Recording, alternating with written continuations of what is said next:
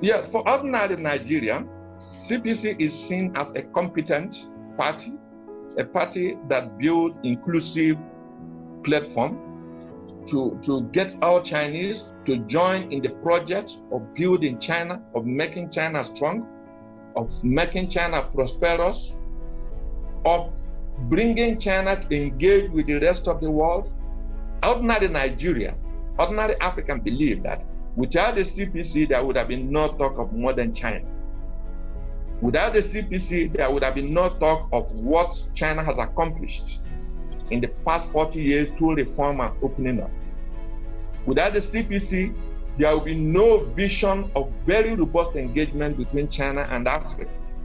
An engagement that is also changing Africa in very foundational form. Engaging Africa in key areas of our genuine concern. I believe that the CPC vision of an inclusive global order, an inclusive global governance process has resonated strongly in Africa and also in my country, Nigeria.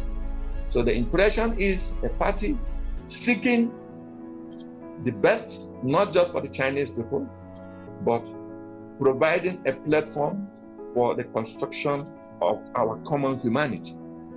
The COVID-19 outbreak is one typical example of China's robust, consistent engagement with Africa, sharing experiences, sharing materials, and mutually learning from each other. I think this is the typical impression of an ordinary African, of an ordinary Nigerian.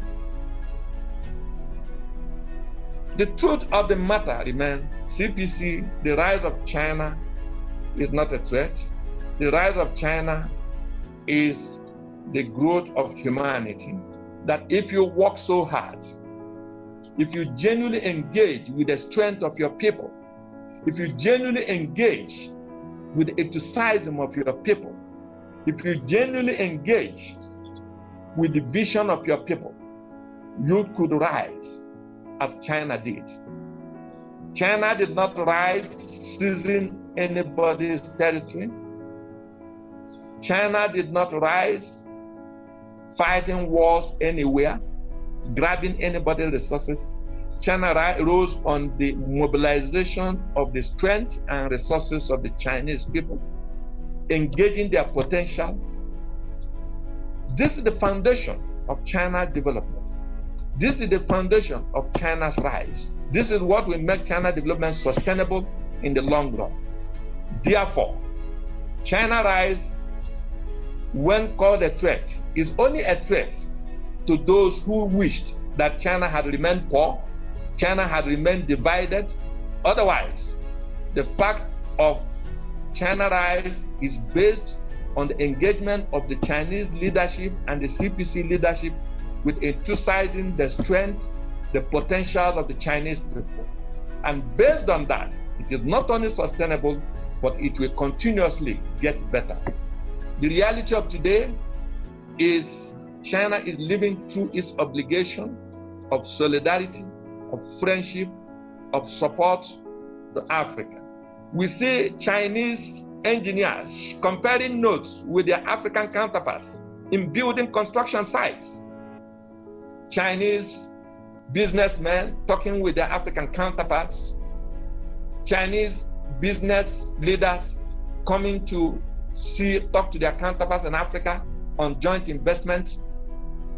These are not the stories they like to hear. They want to see pictures of fairly half-clad African women being spoon-fed by Western humanists, by Western footballers, Western musicians, Western film actors, so that Africa will remain beggarly. Africa will remain only a theater of humanitarian concern. I think China and Africa, China and Nigeria has great days, great years ahead of them.